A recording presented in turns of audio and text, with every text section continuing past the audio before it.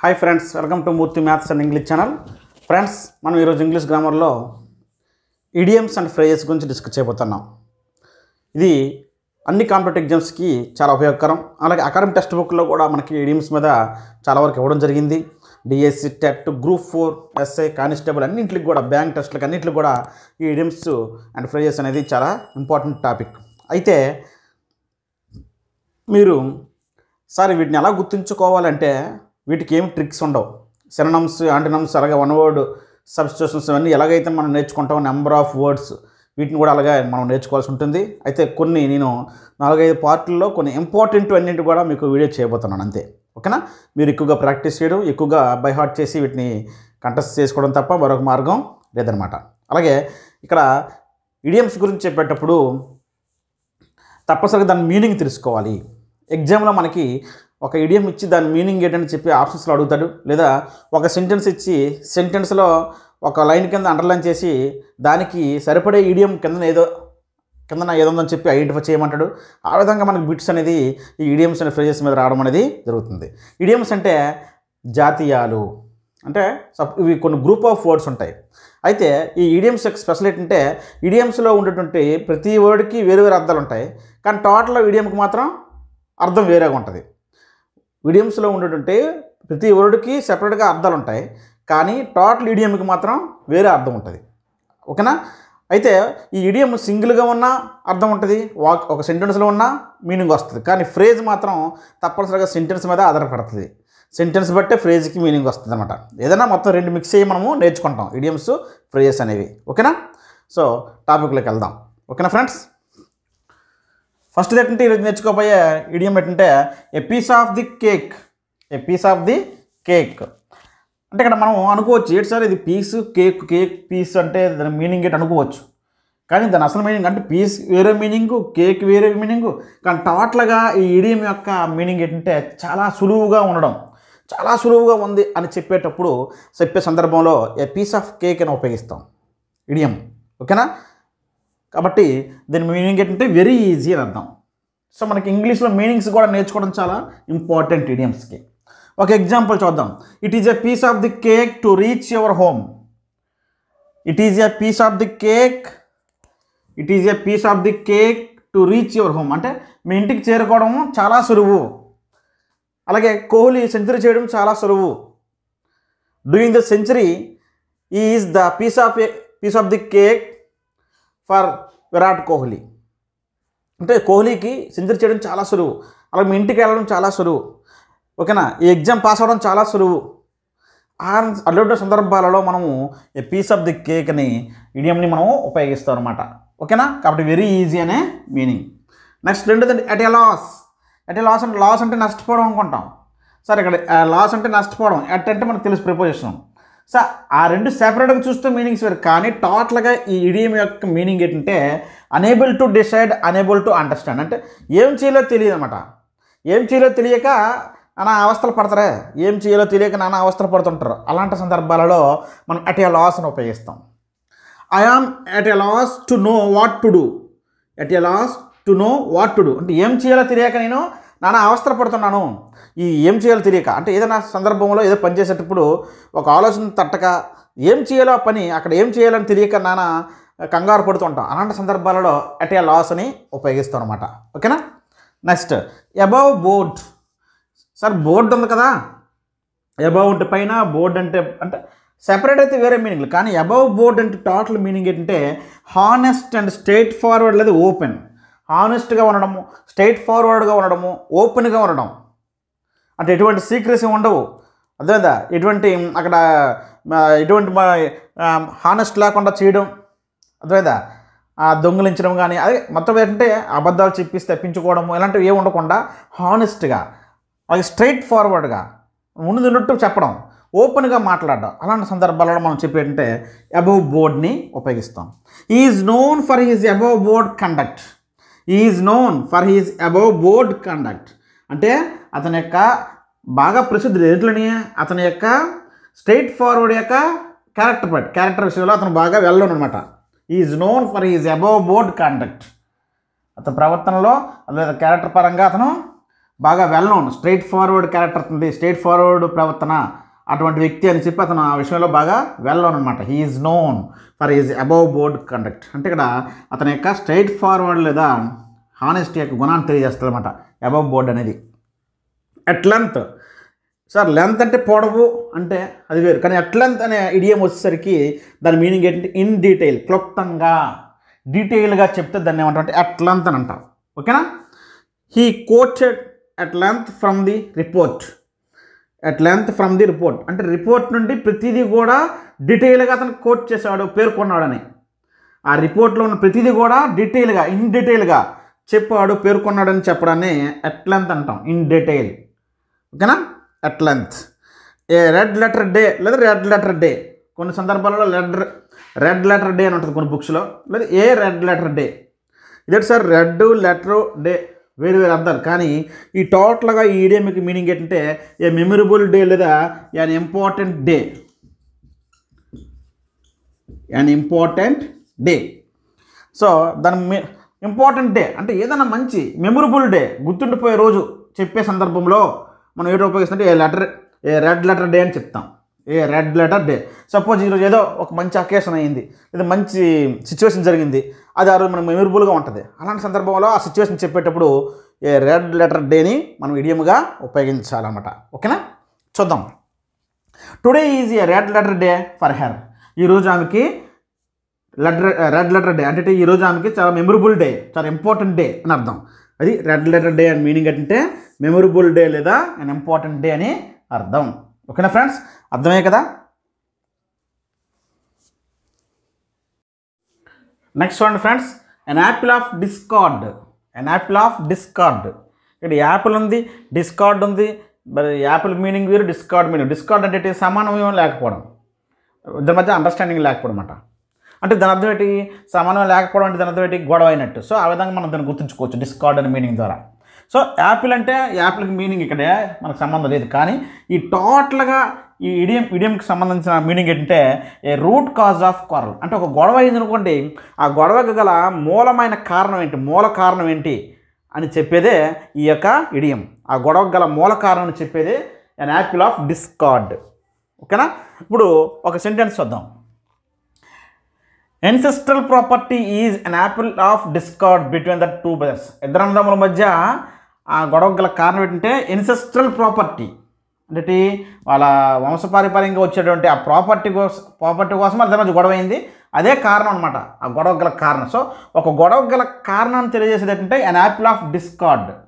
ఆ గొడవ గల కారణం అనే వర్డ్కు బదులుగా యాపిల్ ఆఫ్ డిస్కార్డ్ అని ఉపయోగిస్తాం. ఓకేనా. కాబట్టి అన్ యాపిల్ ఆఫ్ డిస్కార్డ్ అది దాని meaning. Next all at once. All at once అంటే అకస్మాత్తుగా, ఏదైనా అకస్మాత్తుగా సడన్లీ జరిగితే అనుకోండి దాన్ని ఆల్ అట్ వన్స్ అని అంటాం. అకస్మాత్తుగా సడన్గా జరిగితే దాన్ని all at once. The price of gold has come down all at once. The price of gold has come down all at once అంటే బంగారం యొక్క రేటు ఒక్కసారి అనుకోకుండా అకస్మాత్తుగా డౌన్ అయిపోయింది అంటాం. అలాంటి సందర్భాలలో అకస్మాత్తుగా ఒక పని జరిగింది అని చెప్పేటప్పుడు ఆల్ అట్ వన్స్ అనే ఇడియంని మనం ఉపయోగించాలి. Next at large. ఇందాక మనం అట్ లెంత్ నేర్చుకున్నాం. అట్ లెంత్ అదేంటి in detail. In detail meaning అని చెప్పాం, క్లుప్తంగా అని. At length. అట్ లార్జ్ది, లార్జ్ అంటే పెద్దది, కానీ దాని మీనింగ్ ఏంటంటే అట్ లార్జ్ అనే ఇడియంకి అబ్స్కాండ్ అంటే పట్టుపడకుండా ఉండడం, తప్పించుకుని వెళ్ళిపోవడం, తప్పించుకుని తిరగడం, పట్టుపడకుండా ఉండడం. దొంగలు అంటే థీఫ్స్ పోలీసులకి తప్పించుకోకుండా దొరకకుండా ఉండడం ఉంటాం కదా, పట్టుపడకుండా. అలాంటి సందర్భాలలో అట్ లార్జ్ ఉపయోగిస్తాం. టు కీప్ అన్చైన్డ్ అంటే కుక్కని కట్టేటప్పుడు దాన్ని చైన్ తీసి ఉంచడం, కుక్కని చైన్ విప్పేసి ఉంచడం. అలాంటి సందర్భాలలో విప్పేసి ఉంచితే చైన్ అన్చైన్డ్, కట్టేసి ఉంచకుండా ఇప్పేసి ఉంచితే అలాంటి సందర్భాల్లో మనము అట్ లార్జ్ అని ఉపయోగిస్తాం. People keep there dogs at large at night. రాత్రిపూట కుక్కని మనము చైన్ ఇప్పేసి ఉంచాలి, దాని అర్థం అది. అట్ లార్జ్ అంటే ఇక్కడ ఏంటంటే దానికి ఉన్నటువంటి చైన్ని తాడ్ని ఇప్పేసి ఉంచాలి నైట్ టైం. ఎందుకంటే దొంగలను వస్తే మనకు తెలియజేయడానికి, అది పరిగెత్తడానికి, వాళ్ళు భయపడడానికి కుక్కకి మనం కట్టేసి ఉంచితే అవ్వదు కదా. కాబట్టి నైట్ టైం పీపుల్స్ వాడుకున్న చైన్లు తొలగించాలి అని మీనింగ్ అనమాట. అటు సందర్భంలో అట్ లార్జ్ అని ఉపయోగిస్తాం. A thief who escaped from jail is still at large అంటే జైలు నుంచి ఏ దొంగ అయితే తప్పించుకున్నాడో ఆ దొంగ ఇంకా పట్టుబడలేదు, ఇంకా దొరకలేదు. అబ్స్కాండ్ అని అర్థం, అబ్స్కాండింగ్. ఓకేనా? ఈ రెండు సందర్భాలలో అట్ లార్జ్ అనే ఇడియం ఉపయోగిస్తాం. అట్ లెంత్ అయితే ఇన్ డీటెయిల్ అని చెప్పాను, ఇన్ డీటెయిల్. ఓకేనా? At the 11th hour, at the 11th hour, at the 11th hour ఏంటి? 11th అవర్ అంటే 11th అవర్ అంటే 11th అవర్ మొత్తం 11 గంటలు. సంబంధం ఏంటంటే టోటల్గా అట్ ది 11th అవర్ అని ఇడియం మీనింగ్ ఏంటంటే చివరి నిమిషంలో meaning. At the last moment, at the last moment, last మూమెంట్లో క్యాంప్ ఆగిపోయినా, లాస్ట్ మూమెంట్లో ఎగ్జామ్కి మనల్ని అలౌట్ చేసిన, ఎగ్జామ్కి వెళ్ళిన అలాంటి సందర్భాలలో మనము అట్ ది 11th అవర్ అని అంటాం.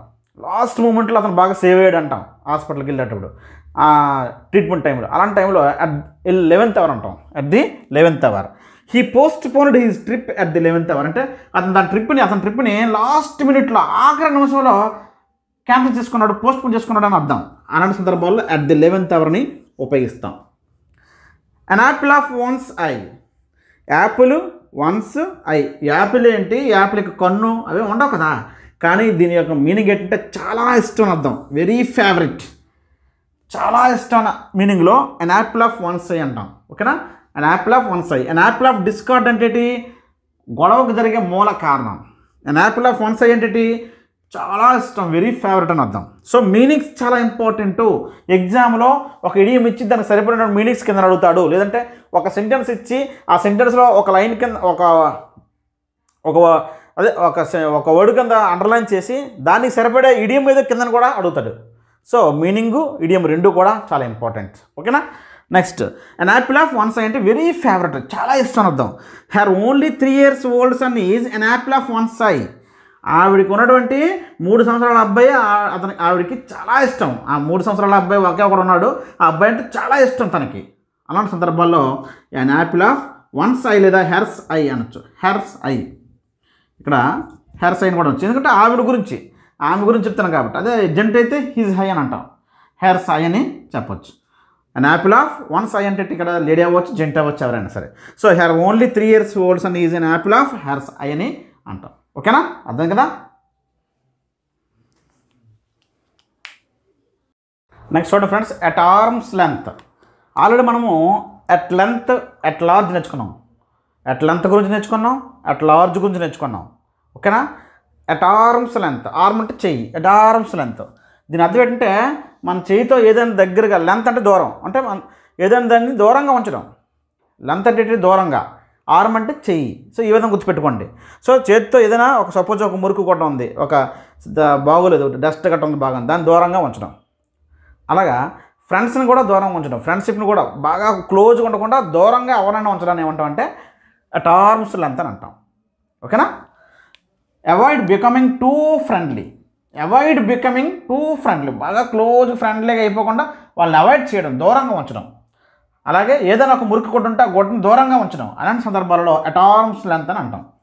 ఇప్పుడు ఎగ్జాంపుల్ చూడండి, he keeps all his clients at arm's length. అతని క్లయింట్లందరినీ దూరంగా ఉంచుతాడు. ఎప్పుడు కూడా క్లోజ్గా ఉన్నవాడు, వాళ్ళతో ఫ్రెండ్లీగా మూవ్ అవ్వడు, ఎక్కువగా వాళ్ళతో ఫ్రెండ్లీగా ఉండడాన్ని అవాయిడ్ చేస్తాడు. He keeps all his clients at arm's length అనమాట. Avoid becoming too friendly is called at arm's length idiom. ఓకేనా? అట్ 6s and 7s, చూసారా? At 6s and 7s, at 6s and 7s, 6s 7s అంటే in disorder అంటే ఒక ఆర్డర్లో ఉండవు, చల్ల చెదరంగా ఉంటాయి. సపోజ్ ఒక ఇంట్లో వస్తువులు ఉన్నాయి అనుకోండి, ఎవరు గొడవడుకొని ఆ గొడవ వస్తువులను దూరంగా ఎక్కడ పడితే అక్కడ ఆర్డర్లో లేకుండా ఉంటాయి. అలాంటి సందర్భంలో మనం ఉపయోగించేది ఏంటంటే at 6s and 7s. The boy made the room at 6s and 7s. ఆ bye రూమ్ని at 6s and 7s చాలా డిజార్డర్లో ఉంచారన్నమాట. ఆ రూమ్లో ఉన్న ఏ వస్తువు ఎక్కడ లేదు, అన్నీ మొత్తం ఇదైపోయి ఆర్డర్ తప్పి ఎక్కడ పడితే అక్కడ చాలా చదిరిపోయి ఉన్నాయి. అలాంటి సందర్భంలో the boy made the room at 6s and 7s అనాలి ఇడియమ్స్. ఓకేనా? Next, at a stone's throw. At a stone's throw, stone అంటే రాయి, త్రో అంటే విసరడం, కానీ వేరే అర్థం. మొత్తం కలిపితే అర్థం ఏంటి? Very close.